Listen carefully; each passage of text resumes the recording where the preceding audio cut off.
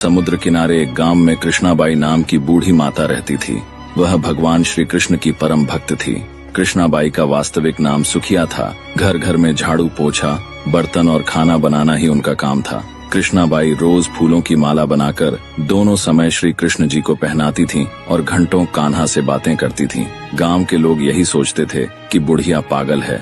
एक रात श्री कृष्ण जी ने अपनी भक्त कृष्णाबाई से कहा, कल बहुत बड़ा भूकंप आने वाला है, तुम यह गांव छोड़कर दूसरे गांव चली जाओ। कृष्णाबाई ने तुरंत अपना सामान इकट्ठा करना शुरू किया और गांव वालों को बताया कि कल सपने में कान्हा आए थे और कह रहे थे कि बहुत प्रलय होगा, गांव छोड़कर पास के गांव में चली जा।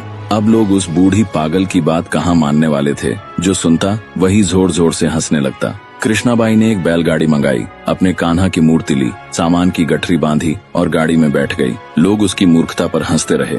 बाई जैसे ही गांव की सीमा पार करने वाली थी कि उसे श्री कृष्ण की आवाज सुनाई दी, अरे अपनी झोपड़ी से वह सुई तो ले आओ जिससे तू माला बनाकर मुझे पहनाती है। ये सुनकर बाई बेचैन हो गई। उसने मन में कहा, मुझसे ये भारी भूल कैसे हो गई, अब मैं कान्हा की माला कैसे बनाऊंगी।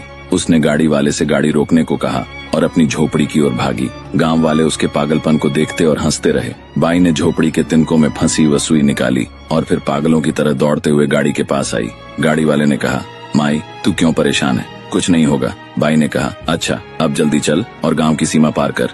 गाड़ी वाले ने वैसा ही किया। अरे ये क्या, जैसे ही सीमा पार हुई पूरा गांव समुद्र में समा गया। सब कुछ जलमग्न हो गया। गाड़ी वाला भी अटूट कृष्ण भक्त था। भगवान ने उसकी भी रक्षा करने में कोई विलंब नहीं किया। जब तक उस भक्त की एक सुई गांव में थी पूरा गांव बचा था। इसलिए कहा जाता है, भरी बदरिया पाप की, बरसन लगे अंगार, संत न होते जगत में जल जाता संसार। अर्थात यदि इस दुनिया में संत और अच्छे व्यक्ति न होते तो यह संसार कब का नष्ट हो चुका होता। Download share chat.